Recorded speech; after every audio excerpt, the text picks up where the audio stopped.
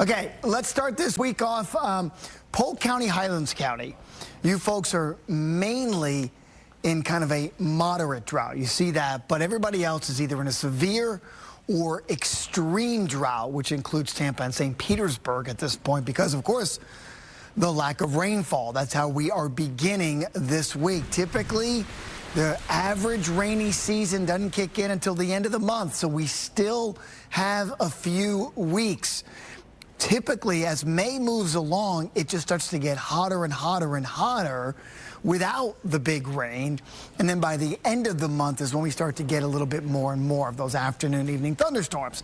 So we're starting in the 60s, only one spot in the 70s at St. Petersburg. Hey, at least the air has been dry. We were lucky enough to hold the humidity back this weekend, and we'll hold it back for just a couple more days.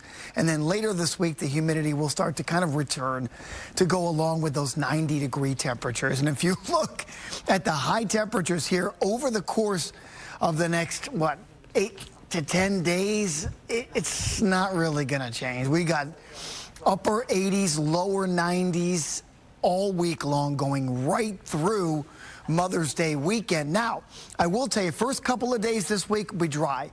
No rain in the forecast, but then we'll start to get some of those isolated afternoon and evening showers. We had one on Saturday, if you remember that, coming right through Tampa. So we'll have more later this week, but again, those rain chances are still only around 30%, so they're not great. It's just that the heat is going to start to build this week with the humidity. 89, the high temperature for today. Nothing really resembling any afternoon showers today.